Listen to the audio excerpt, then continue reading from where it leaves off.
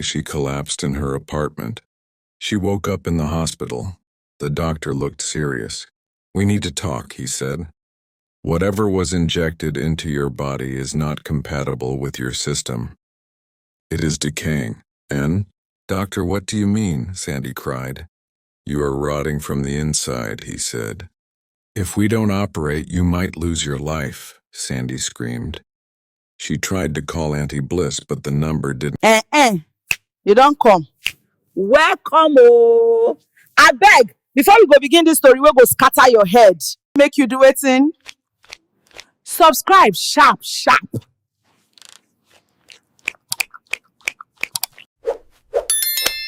Like the video, drop your sweet comments. No, they form. Now beg, they beg, oh.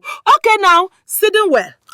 In the heart of Lagos, in a busy area called Lekki Phase 1, lived a young girl named Sandra. But everyone called her Sandy Glow on Instagram. Her skin was smooth like milk, her nails always polished, and her photos looked like they came out of a fashion magazine. She was just 23, but she lived like a queen, flashing iPhones, luxury cars, and wearing expensive wigs. But there was a secret behind her beauty. Sandy was not rich, she didn't work a job. Her mother sold vegetables in Mushin, and her father had died long ago. Her siblings lived in the village. But Sandy, she had changed. Sandy had fallen into the world of slay life. One night after a party, she met an older woman called Auntie Bliss, who introduced her to a group of other girls and their sponsor, Chief Nwobi, a big man known for being generous to beautiful girls. One thing led to another, and soon Sandy was going on trips to Dubai, buying designer clothes and showing off on social media. But her shape, especially her bum, was not like the other girls.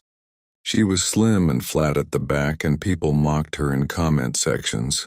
She couldn't take it anymore. That's when Auntie Bliss gave her a card and whispered, "Go and see this woman in Aja. Her bum jobs are fast and cheap, but you must not tell anyone." Sandy, blinded by vanity, followed the address. The place was hidden, inside an uncompleted building. A dark room with just one bulb and a table covered with tools. The doctor was not even a real nurse, but Sandy was desperate. "This one way you dey do no be joko," the woman warned. "Side effects day, you fit die." "I don't care," Sandy said.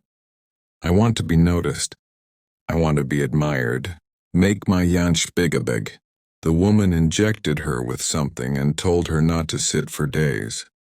But Sandy didn't listen. She went to a party that same weekend. When she walked in, wearing a tight red dress and heels, everyone screamed.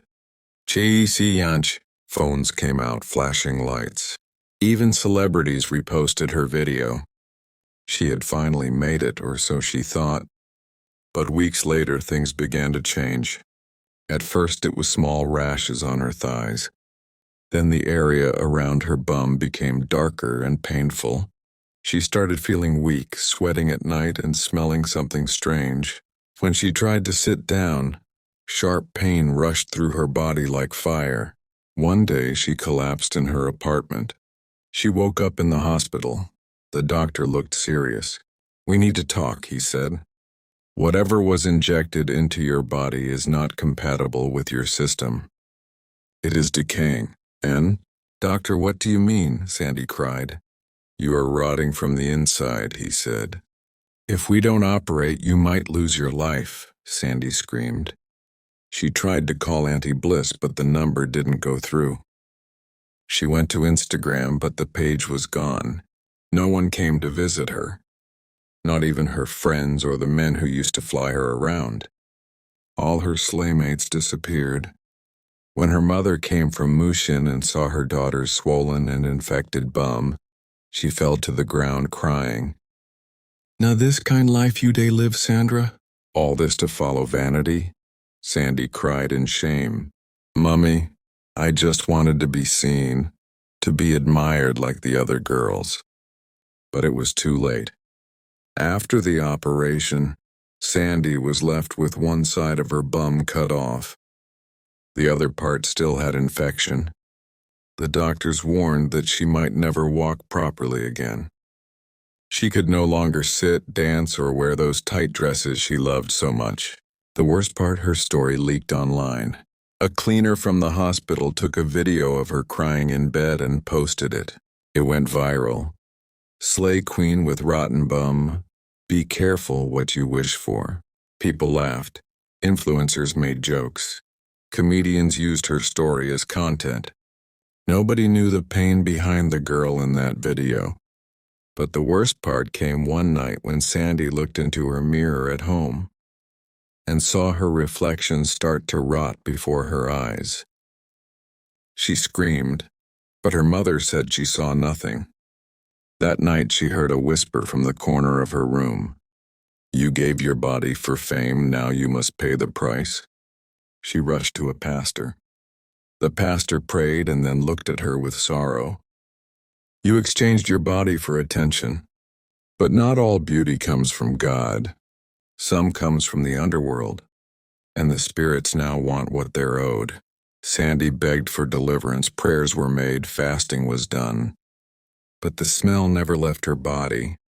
To this day, she lives quietly in the village, away from the cameras, the clubs, and the noise. She covers herself and walks with a stick. The only